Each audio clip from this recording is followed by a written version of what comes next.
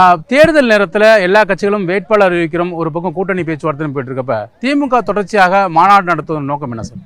இல்லை, திமுக எப்போவுமே வந்திங்கன்னா இளைஞரணி மற்றும் கழக நிர்வாகிகள் எப்போவுமே அந்த தேர்தல் பணியில் எப்போவுமே ரொம்ப தயாரான நிலைமையில் தான் எப்போவுமே இருப்பாங்க. அதனால் எங்களுக்கு தேர்தல் பணிங்கிறது தலைவர் அறிவிக்கிற அன்னைக்கு நாங்கள் ஸ்டார்ட் பண்ணிக்குவோம். மற்றபடி கட்சி எப்போவுமே எங்களுக்கு கட்சி தான் முக்கியம்.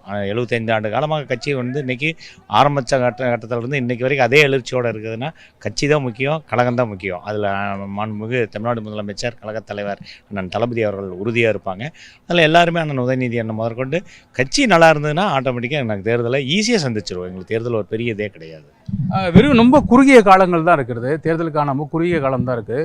இவ்வளோ வேகமாக எல்லா கட்சிகளும் செயல்படுற நேரத்தில் ஒரே மாதத்தில் 4-5 மாநாடுகள் அப்படிங்கிறது ஒரு பக்கம் இருந்தாலும் கூட, இன்னொரு பக்கம் தொடர்ச்சியாக இளைஞரணி மாநாடு நடத்த வேண்டிய தேவை என்ன சார் இருக்குது? அதாவது இவ்வளோ புதிய நிர்வாகிகள் 5 லட்சம் பேர் போக வேண்டிய தேவை என்ன இருக்குது? ஏற்கனவே 12,500 பேர் இருக்காங்க.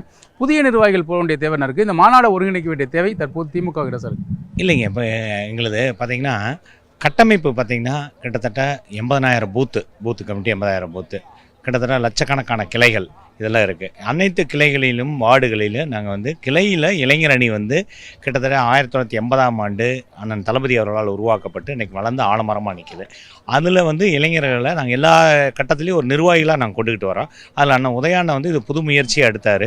கிளை வரைக்கும் நம்மளுடைய அமைப்பு நல்லா ஸ்ட்ராங்காக இருக்கணும். இன்றைக்கி இந்தியாவிலே இல்லை, உலகத்திலேயே எந்த ஒரு அரசியல் கட்சியிலையுமே ஒரு அணி, இளைஞர் அணின்னு ஒரு அணி இவ்வளோ சிறப்பாக ஒரு ஆலமரமாக இன்றைக்கி வீடு நடை போட்டு இருக்கிறது நம்ம திமுக இளைஞர் அணி தான்.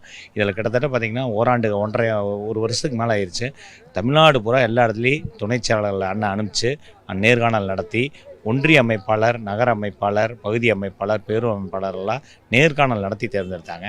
அதுக்கப்புறம் பார்த்திங்கன்னா கிளை, வார்டு கழக அமைப்பாளர், துணை அமைப்பாளர்லாம் அண்ணனே நேரடியாக பார்த்து ஒவ்வொரு நிர்வாகியும் அவருக்கு மனசில் இருக்கும். ஒரு ஊர் சொன்னிங்கன்னா அந்த ஊரில் இந்த ஊராட்சியா, அந்த ஊராட்சியில் இந்த கிளையா, அந்த கிளையில் இவரை போட்டிருக்கா அப்படிங்கிற ஞாபக சக்தி கொண்டு அண்ணன் அதை உருவாக்கியிருக்கிறாங்க. இதை